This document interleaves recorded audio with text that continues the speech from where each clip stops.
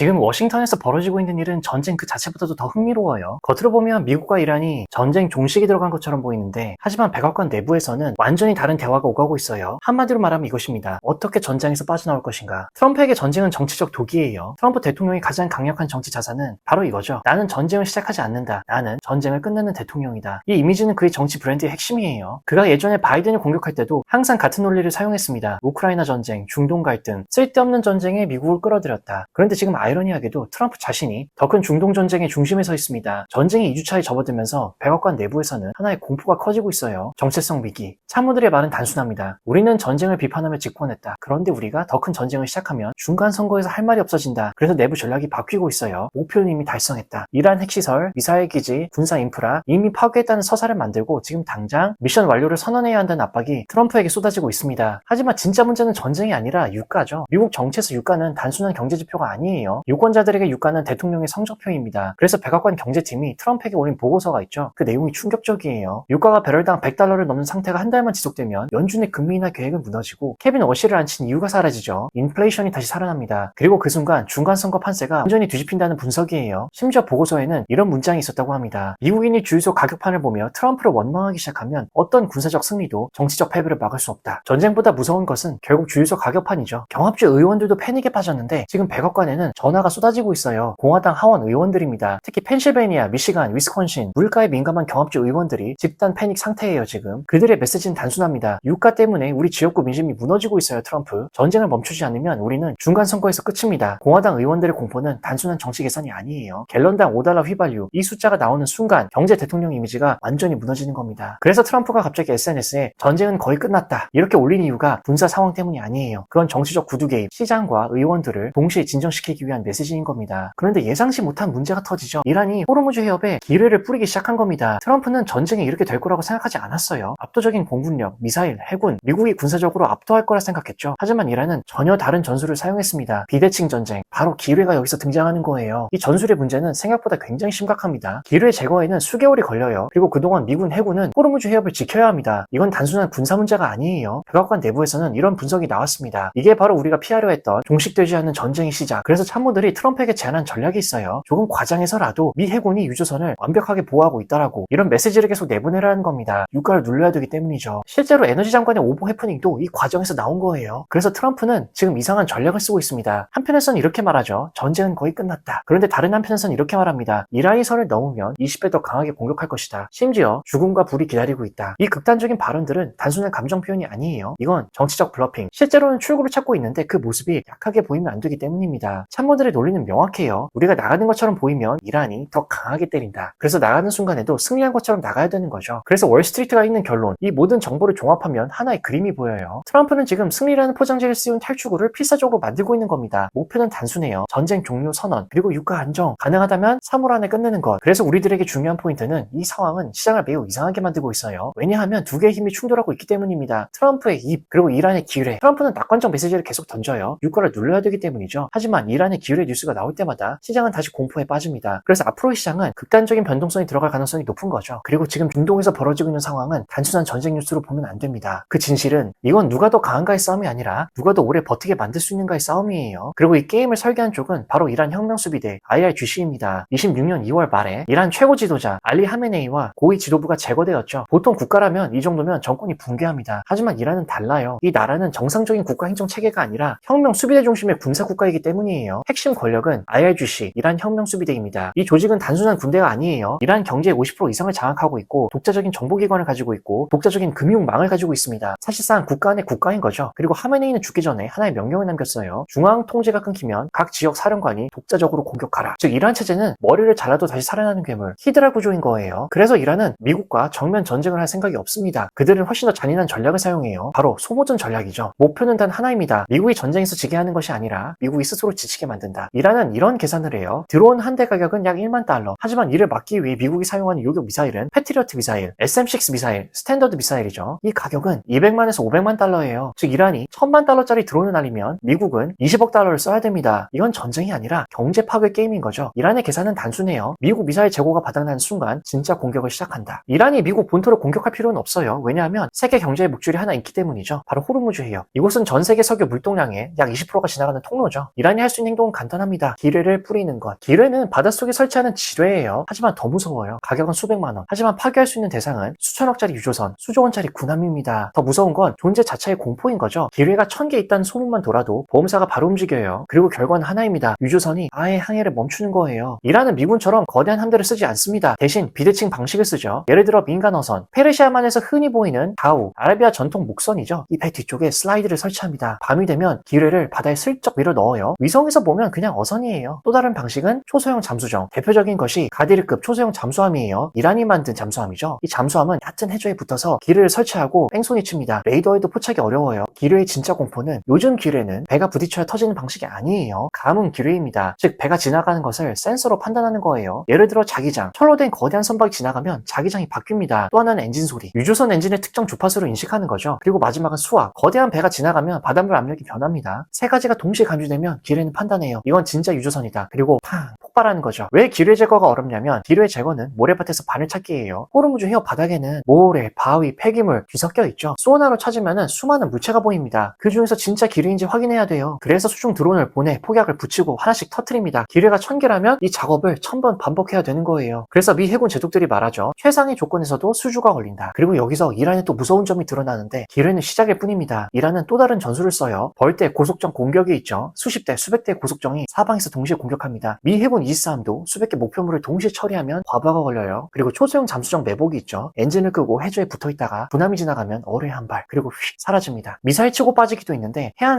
산악지대에서 미사일을 발사하고 5분 만에 동굴 속으로 숨으면 돼요. 그리고 대리전이 있죠. 이란은 직접 싸우지 않습니다. 대신 예멘 후티, 레바논 헤즈볼라 같은 조직을 동시에 움직여요. 전선을 중동 전체로 확대시키는 거죠. 왜 이 전략이 무서운가? 이란의 전략은 군사적 승리를 노리는 게 아닙니다. 경제적 혼란을 노리는 거예요. 결과는 세 가지죠. 첫째, 유가 폭등. 둘째, 해상물류 마비. 셋째, 미국 정치 압박. 특히 선거가 있는 해라면 주유소 가격은 정치적 폭탄이 됩니다. 이란은 알고 있는 거예요. 미국을 군사적으로 이길 수는 없어요. 하지만 미국을 지치게 만들 수는 있습니다. 그래서 이 전쟁의 핵심은 폭탄도 미사일도 아니라 시간입니다. 시간이 길어질수록 전 세계 경제는 고유가, 물류 마비, 시장 변동성, 이 대가를 치르게 되는 거죠. 그리고 바로 그 틈에서 하나의 치명적인 오류가 또 발생하는데 지금 세계 언론이 말하는 이란 분석에는 치명적인 오류가 있어요. 바로 이란을 움직이는 종교적 심리 알고리즘입니다. 많은 서구 언론들은 이란 국민 대부분이 정권을 싫어한다라고 발표하고 있죠. 지도자가 죽으면 체제가 무너질 것이다. 겉으로만 보면 이란 국민 대부분은 정권에 불만이 있습니다. 하지만 문제는 숫자가 아니라 누가 무기를 들고 있느냐예요. 이란 내부에는 약 30에서 40%의 강력한 체제 지지층이 존재합니다. 그리고 이분들은 단순한 시민이 아니에요. 무기를 가진 집단이죠. 그 중심에는 IRGC, 이란 혁명 수비대, 그리고 바시지 민병대가 있습니다. 이들은 돈이나 강압 때문에 움직이는 사람들이 아니에요. 종교적 신념으로 결속된 집단입니다. 그래서 지도자가 죽는 순간부터 체제가 무너지는 것이 아니라 오히려 복수라는 이름으로 더 강하게 결집하는 거죠. 이란을 이해하려면 시아파의 핵심 이야기를 알아야 됩니다. 바로 카르발라 전투예요. 예언자 무함마드의 손자인 후세인 이븐 알리는 소수의 병력으로 압도적인 적과 싸우다 전멸했습니다. 하지만 시아파 세계에서는 이 패배가 가장 위대한 승리로 기억이 돼요. 왜냐하면 정의를 위해 죽은 순교. 이 이야기는 지금도 이란 사회의 정신 구조를 지배하고 있어요. 그래서 많은 지지층에게 지도자의 죽음은 단순한 비극이 아닙니다. 그들에게는 우리도 정의를 위해 순교할 기회가 왔다는 신호입니다. 그리고 이란의 최고 지도자였던 알리 하메네이는 단순한 정치 지도자가 아니에요. 그는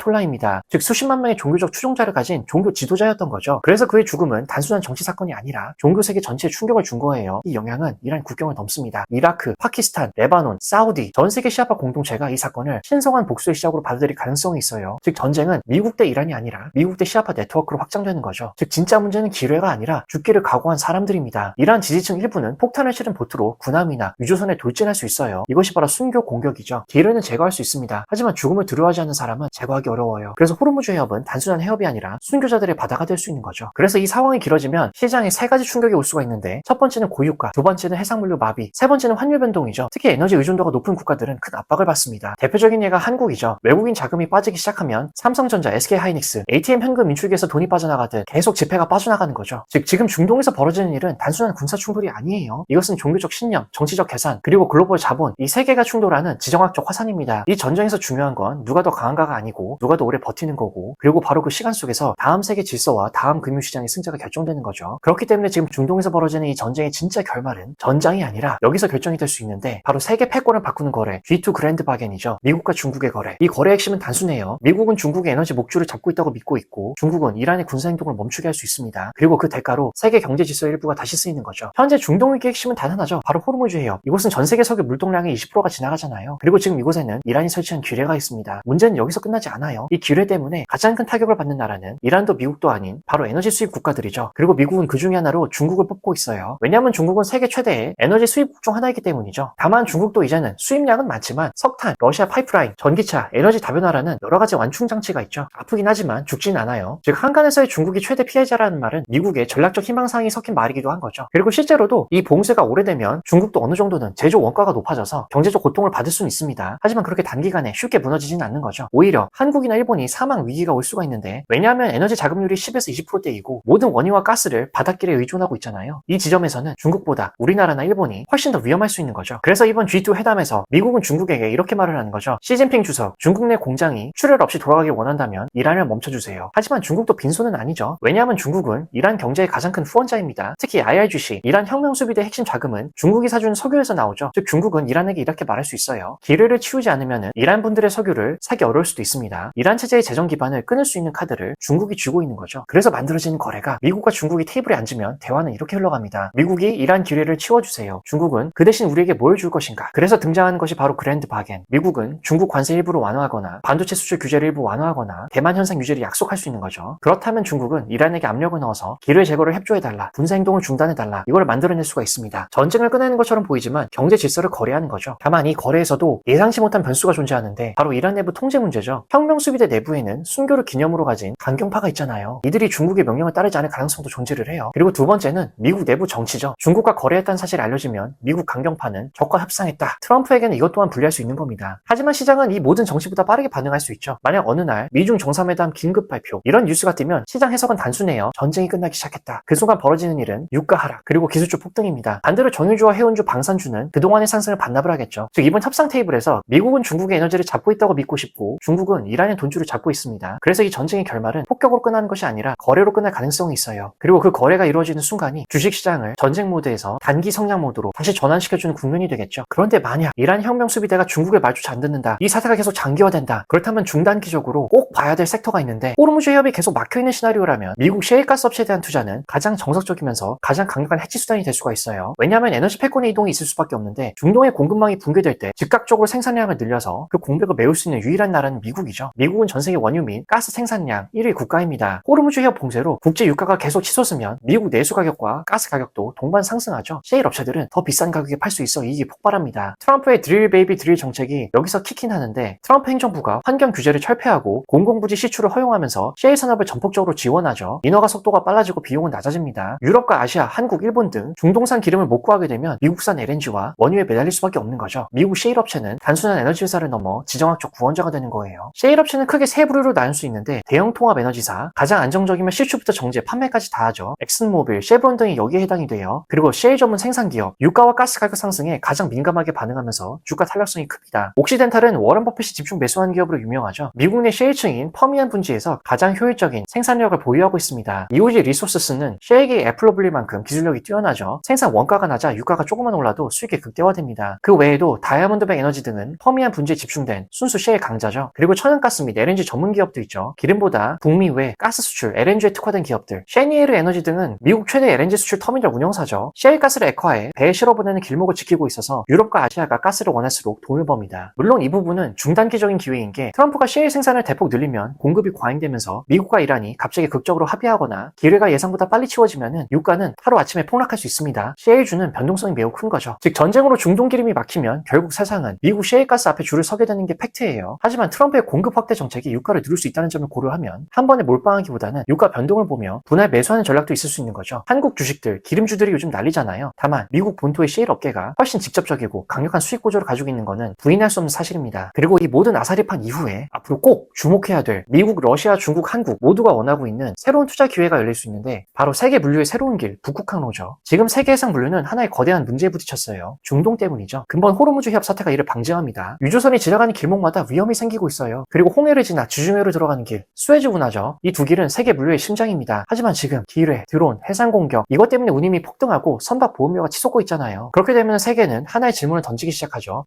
중동을 지나지 않는 길은 없는가? 그리고 그 순간 지도의 위쪽에서 잊혀졌던 항로 하나가 다시 등장하죠. 지구 위쪽에 숨겨졌던 길, 바로 북극 항로. 이 항로는 러시아 북쪽을 따라 동아시아와 유럽을 연결합니다. 거리 기준으로 보면 기존 항로보다 30% 짧아요. 운항 시간은 40%까지 단축됩니다. 즉 중동을 완전히 우회하는 가장 빠른 길인 거죠. 하지만 그동안의 문제는 단 하나, 얼음과 날씨. 북극 바다는 일반 선박으로는 지날 수가 없잖아요. 바다가 아니라 거대한 얼음판이기 때문입니다. 그래서 필요한 것이 쇠빙선이죠. 얼음을 깨면서 앞으로 나아가는 선박. 또 하나의 문제는 온도. 북극의 겨울은 영하 50도까지 내려가잖아요. 그래서 북극 항로에는 특수강철, 극초원 보냉 기술 같은 완전히 다른 기술이 필요한 거죠. 그런데 상황이 바뀌기 시작했어요. 지난 몇 년 동안 두 가지 변화가 일어납니다. 첫 번째는 기후변화. 북극의 빙하가 빠르게 줄어들고 있습니다. 두 번째는 기술이죠. 쇠빙 상선 기술이 중국을 필두로 상용화에 들어갔죠. 중국은 이미 러시아와 25년부터 북극 항로를 운영하고 있어요. 그래서 이제 북극 항로는 미래 프로젝트가 아니라 현실적인 대안이 되기 시작한 거죠. 특히 중동이 불안해질수록 이 항로의 가치가 폭발합니다. 북극 항로에는 의외의 동맹이 있는데 러시아와 중국이죠. 러시아는 서방 제재로 경제가 압박받고 있습니다. 그래서 새로운 수익이 필요하죠. 바로 항로 통행료. 반면 중국은 미국 해군이 통제하는 해로에 의존하고 있어요. 특히 말라카이 협. 이 말라카이 협은 중국 에너지 수입의 핵심 통로죠. 그래서 중국은 장기적으로 이 위험을 피할 대안이 필요한 겁니다. 그래서 등장한 전략이 폴라 실크로드죠. 즉 북극을 통한 새로운 실크로드. 그래서 지금 벌어지는 변화는 단순 항로 문제가 아니에요. 이건 세계 분류 권력의 이동입니다. 예전에는 지리, 즉 중동과 스웨즈 같은 지형이 중요했죠. 하지만 이제는 기술이 중요해지고 있습니다. 얼음을 깨는 기술, 극저온 소재 기술, 위성통신 기술, 이 세 가지가 새로운 바닷길을 만들고 있는 거죠. 결국 호르무즈 협의 기뢰는 단순 군사 문제가 아니에요. 이건 세계 물류가 다른 길을 찾기 시작하는 터닝 포인트. 그리고 그 길은 중동이 아니라 북극이 될 수 있는 겁니다. 바닷길의 패권은 이제 지리에서 기술로 이동하고 있어요. 그리고 그 기술의 중심에는 한국 조선산업과 위성기술산업, 그리고 상사 및 자원개발 회사들, 추후 미래에 AI만큼이나 또 하나의 선진화된 테마가 될 수 있는 거죠.